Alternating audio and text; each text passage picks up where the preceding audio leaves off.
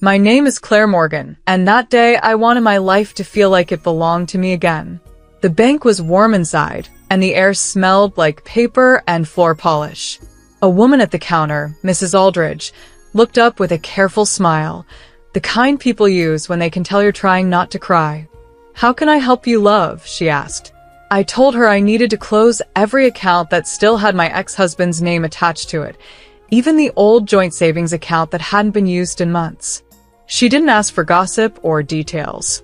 She just nodded and slid forms toward me. As I wrote my signature again and again, my hand shook, but I didn't stop. I thought about all the times Martin Hale had acted like money was a leash, like he could pull it and make me come running. When I walked back home, the cold wind followed me down the street, pushing at my shoulders. My house on Alder Lane wasn't fancy, just a small brick place with peeling paint on the front door and a rose bush that refused to be neat. Still, it was my home. Inside, Leo was at the kitchen table with his school papers spread out like a little battlefield. He was only 12, but he watched me like he was older, like he had learned to read the mood in a room the way some kids learn to read books. "Did you do it?" he asked, and his voice was quiet. I nodded and set my bag down. "Every last one," I said, trying to sound normal. That evening, my friend Hannah Price came over from London for one night, saying she just happened to be nearby, but I knew she was worried about me. We ate fish and chips out of paper wrappers, and Leo pretended not to listen while he did his homework. Hannah leaned closer and lowered her voice. "Claire," she said, "I heard Martin is planning to marry again. Soon." The words hit me like a small slap. My first thought was that I didn't care. My second thought was that Martin never did anything without a reason. If he was marrying again, it meant he was building a new life, and he might want to erase the old one completely. After Hannah left, I washed the dishes slowly and stared at the water running into the sink. I told myself to be calm, to focus on Leo and school lunches and small normal things. But when I turned off the tap, the kitchen felt too quiet. I walked through the hallway and paused by the family photos I hadn't had the courage to take down yet. Martin smiling at the camera. Leo smaller, laughing. Me trying to look happy. I realized my hands were clenched. I whispered to myself, "He doesn't get to own us anymore." And for a moment it felt brave. Later, I checked the locks on the front door twice before going to bed. Leo was already under his blanket, eyes open in the dark. "Mom," he said softly, "if Dad tries something, I can help." I sat beside him and brushed his hair back, even though he was getting too old for that. "No," I told him, "your job is to be a kid. My job is to keep you safe." He nodded, but his face stayed serious. I didn't know then what Leo was carrying inside him. I only knew that, somewhere beyond my little house, Martin was starting a new chapter, and I could feel trouble moving toward our door. The envelope came on a Tuesday, the kind of day that looks harmless until it isn't. I was standing in my small front hall on Alder Lane, still in my socks, holding a mug of tea that had already gone cold. The postman had pushed the letter through the slot so hard it landed with a heavy slap on the floor. I knew before I even picked it up that it wasn't a birthday card or a bill. It was thick, stiff, and too serious for normal life. My name, Claire Morgan, was typed across the front like a label on a box. I opened it at the kitchen table while Leo sat nearby, pretending to read. The paper smelled like ink and trouble. As soon as I saw the words, my chest tightened. Martin Hale was suing me, not just talking through lawyers, not just making demands. He had filed real court papers with my name on them, like he was trying to drag me back into a life I had already left. The document listed my house, the small rental flat in Manchester, and even the old furniture we bought together. He claimed I had hidden funds, as if I had piles of money in the attic. He demanded full custody of Leo. He demanded control over property. He demanded costs. He demanded it all with cold, neat lines of text, like feelings and years could be turned into a shopping list. Leo stood up slowly, the chair scraping the floor. "Mom," he asked, "what is it?" I wanted to lie. I wanted to smile and say, "Nothing, love." But the papers were shaking in my hands, and he could see it. "It's your dad," I said, forcing the words out. "He's taking us to court." Leo's face went pale, and for a moment, he looked like he might be sick. Then he looked away, toward the window, like he needed to put his feelings somewhere far from me. I hated that he even had to hear the word court at his age. That same day, Hannah Price called me from London. Her voice was sharp, the way it gets when she's trying not to panic. "Claire, listen to me," she said. "Martin's getting married soon." I heard it from a friend who works at a venue near Oxford. "He's acting like a man who's already won." I stared at the papers again. "He's not just getting married," I told her. "He's coming for the house. He's coming for Leo." Hannah swore under her breath. "You need a strong solicitor," she said. "Not someone who will play nice. Someone who will stand up." So the next morning I took a train to London, England, with Leo's school bag and my folder of papers tucked under my arm like a shield.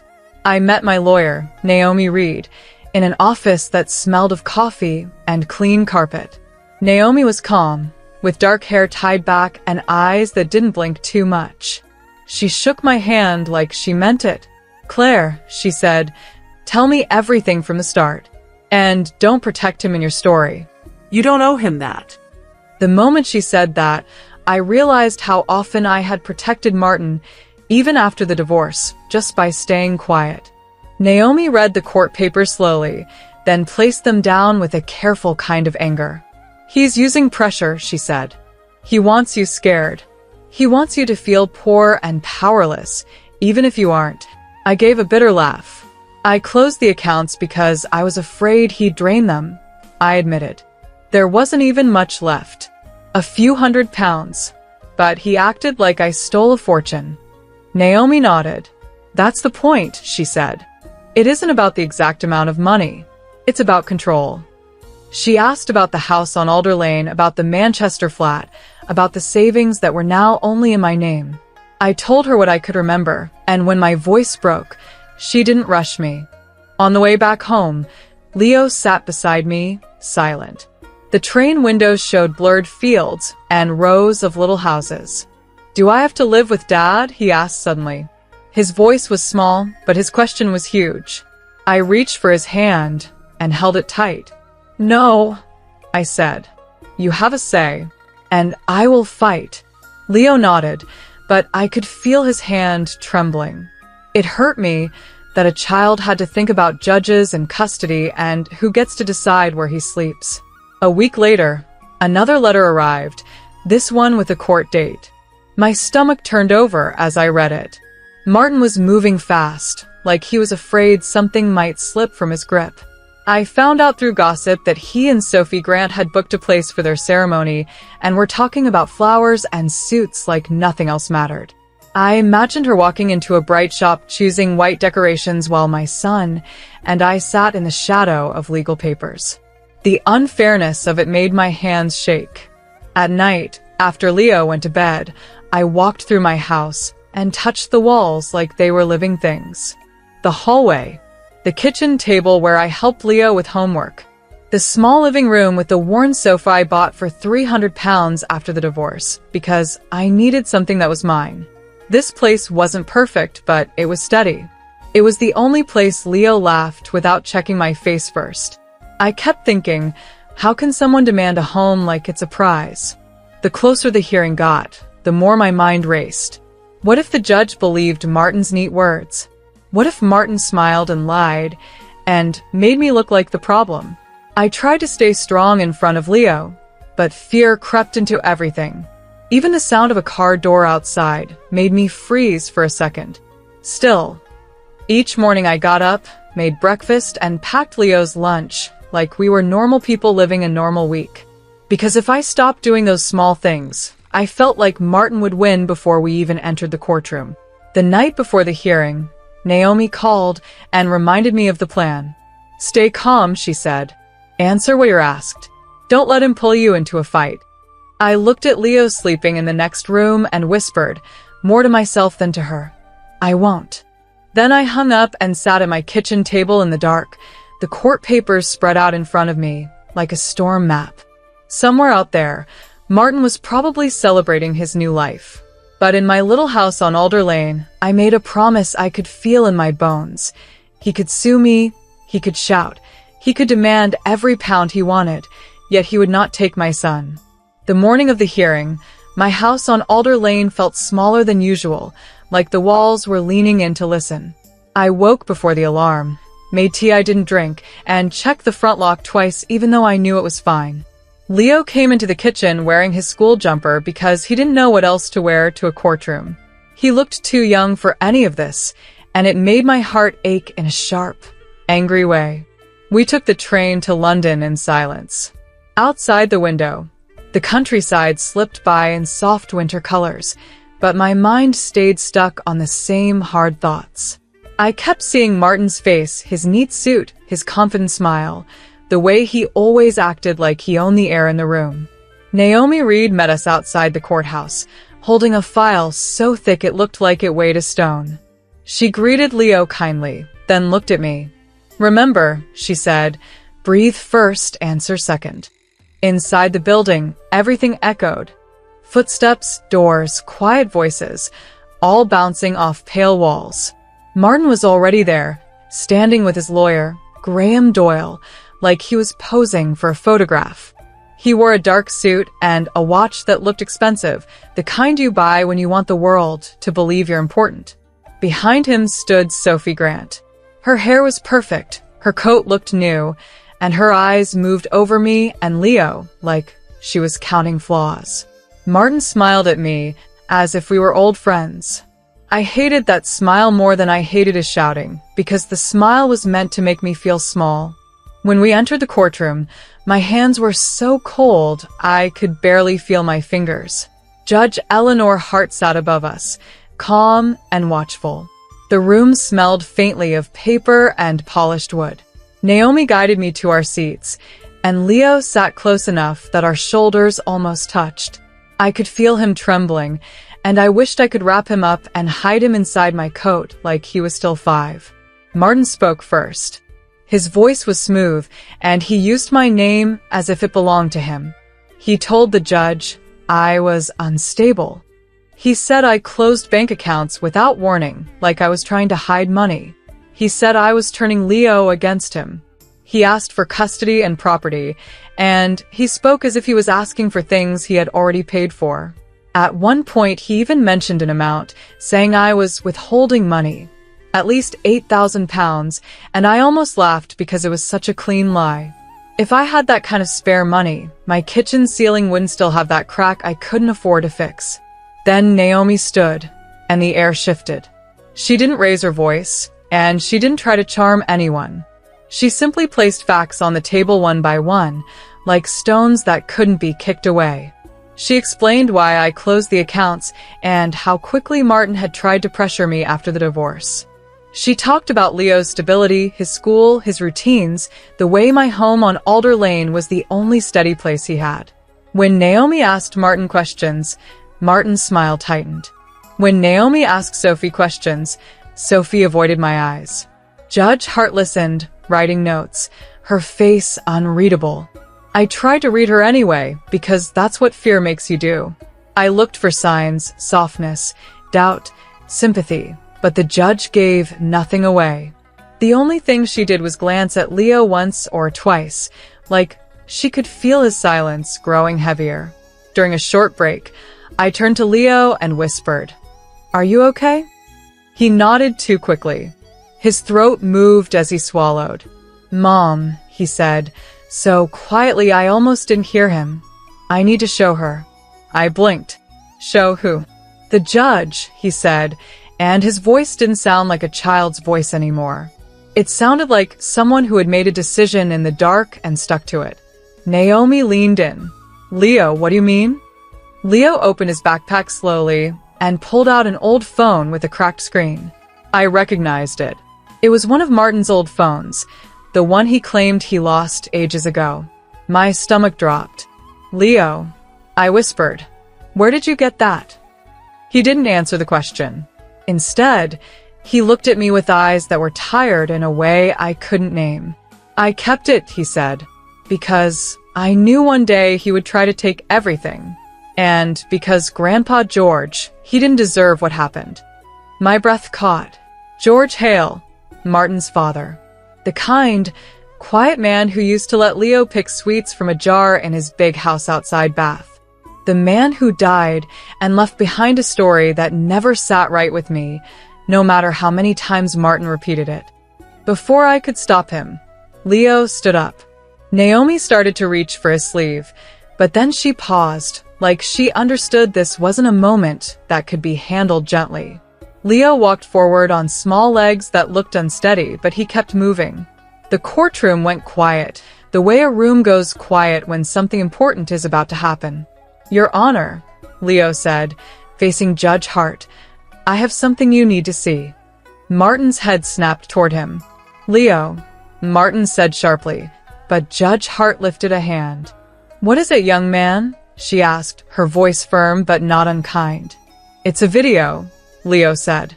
He held up the phone with both hands. "It's from Grandpa's house." The word video seemed to freeze Martin in place. His lawyer shifted in his seat. Sophie's face changed, just slightly, like a curtain moving in a draft. Judge Hart looked to Naomi, then to Graham Doyle, then back to Leo. "Bring it to the clerk," she said, "and we will review it properly." Leo did as he was told. The phone left his hands, and for a second, he looked like he might fall apart without it. I stood quickly and put my hand on his shoulder, grounding him. He leaned into me, just a little. When the judge began watching, I couldn't see the screen from where I sat, but I didn't need to. I heard a muffled voice from the phone, angry and sharp, and I knew it was Martin. I heard another voice too, older, rougher, scared. "George." Then there was a sudden movement, a struggle, and the sound of something hitting the floor. A few people in the courtroom gasped. Martin stood up, so fast his chair scraped loudly.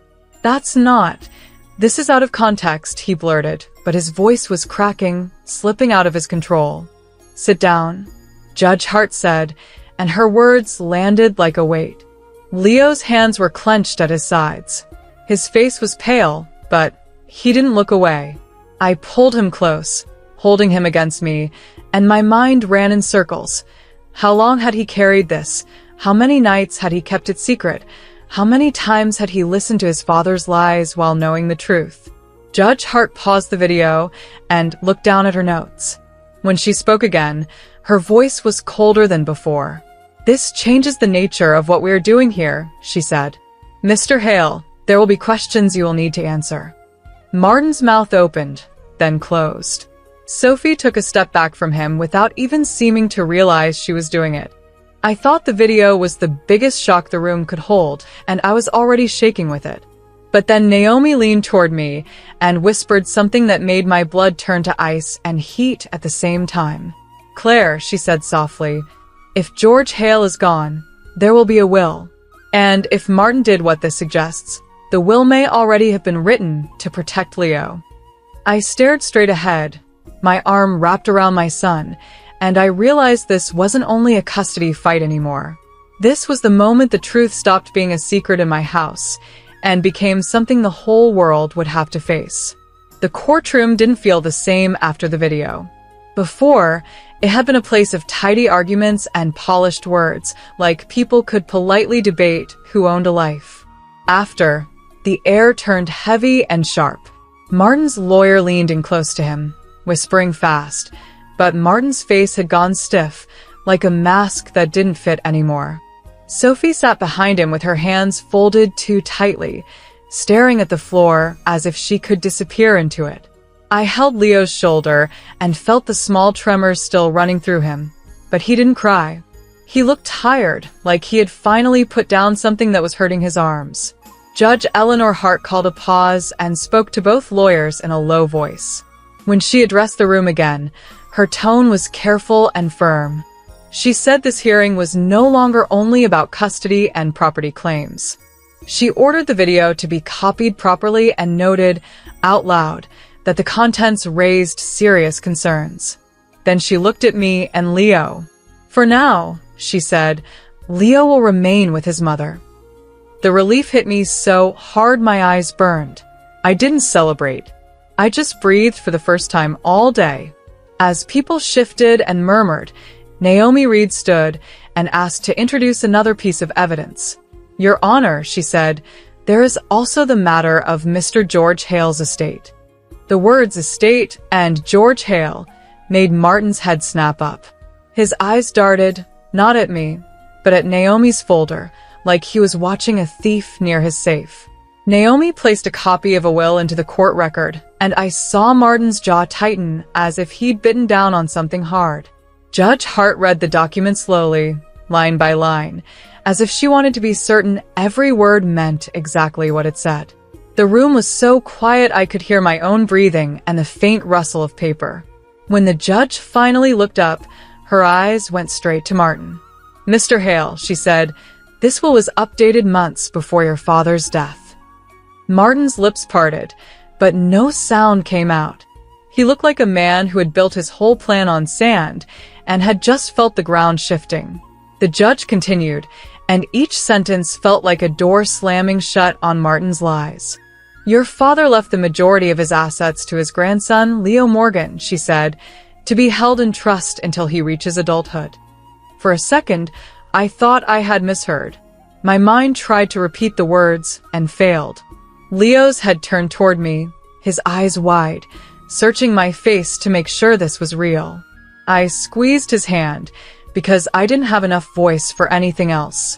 Judge Hart listed the details in a steady, factual tone that made it sound almost ordinary, even though it felt like an earthquake. The house outside Bath, the one with the sweet jar and the old wooden stairs, was left to Leo. There were savings set aside, pound 480,000, and a separate education trust of £50,000. There was also an investment account worth about £120,000, meant to support Leo's future, not Martin's comfort. Sophie lifted her head at the numbers, and something in her expression cracked, like she had just realized what kind of man she was standing behind. Martin stood again, but this time his confidence was gone. He wouldn't, he stammered, and his lawyer tugged him down by the sleeve. The judge's gaze didn't soften. The will is valid unless proven otherwise, she said. And given what has been presented today, there are broader issues to address. The words were calm, but they carried a warning that made Martin shrink into his chair. When the hearing ended, I walked out of the courthouse with Leo pressed close to my side. The winter air outside felt cleaner than the air inside, like the sky itself was giving us space. Naomi spoke quietly about next steps, about protection orders, about investigators and formal statements. I listened, but part of me was still inside that moment, hearing the judge say Leo's name like it mattered. Leo looked up at me as we reached the pavement. Mom, he asked, does that mean Grandpa tried to help me? His voice was thin, like he was afraid of the answer. I knelt down right there on the cold stone, ignoring the people passing by. Yes, I told him.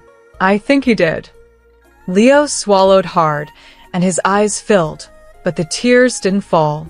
He nodded once, slowly, like he was accepting something heavy but gentle at the same time. That night, back in our little brick house on Alder Lane, I tucked Leo into bed and sat beside him longer than usual.